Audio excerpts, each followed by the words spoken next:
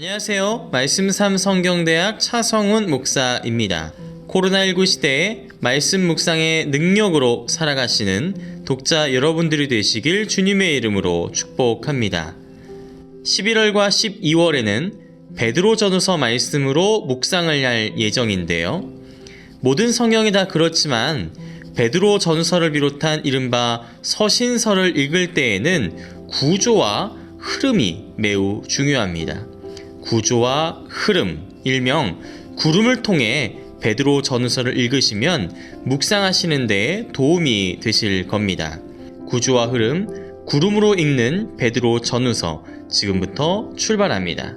먼저 11월에 함께 나눌 베드로전서는 사도 베드로가 지금의 터키 지역인 소아시아의 북쪽 지역에 살고 있었던 그리스도인들에게 보낸 편지로 알려져 있습니다.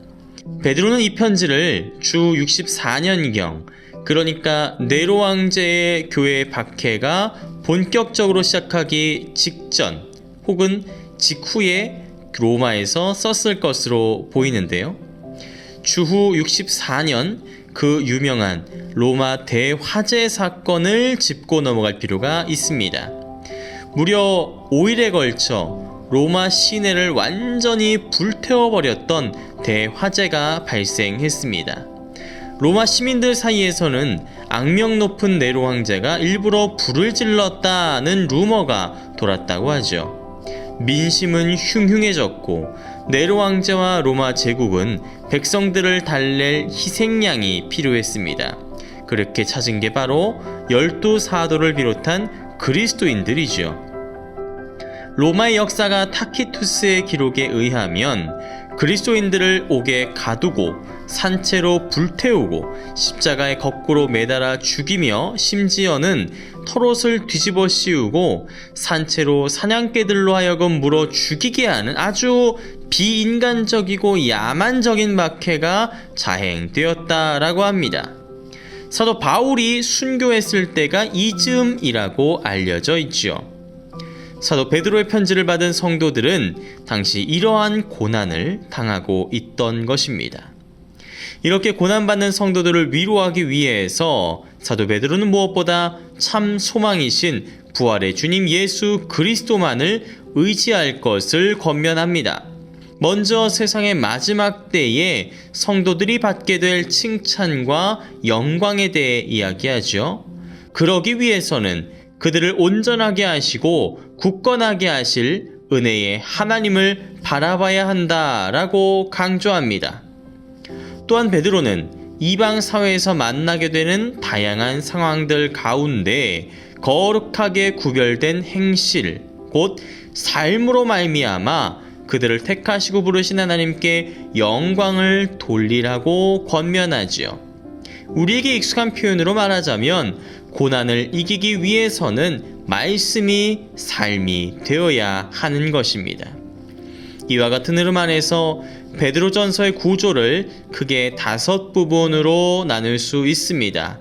인사말, 하나님의 구원의 은혜, 이교도 사회 안에서의 경건한 삶, 하나님의 뜻대로 받는 고난, 마지막 인사말.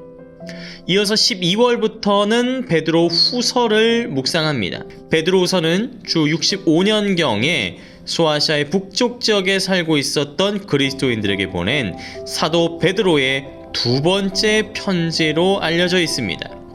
학자들에 의하면 이 베드로 후서는 십자가에 거꾸로 매달려 죽음을 맞이하기 직전에 쓴 베드로의 유서라고 말하고 있지요.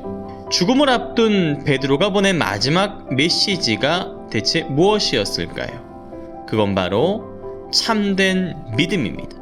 먼저 베드로는 예수 그리스도의 재림을 부인하고 방탕하게 살아가는 거짓 교사들, 이른바 이단의 가르침을 경계하라 강력하게 권고합니다. 정욕에 이끌러 살아가는 거짓 교사들은 주님의 심판을 받을 것이지만 경건한 삶을 살아가는 사람들은 구원을 얻을 것이다 라는 사실을 확신하기 때문이죠. 그 믿음으로 하여금 베드로는 성도들에게 주님의 다시 오심을 간절히 기다리며 그날까지 그리스도의 은혜와 그를 아는 지식에서 지속적으로 자라가야 함을 권면하며 유서와 같은 편지를 마무리 짓고 있습니다. 이와 같은 흐름 안에서 베드로후서의 구조를 크게 5부모드로 나눌 수 있는데요.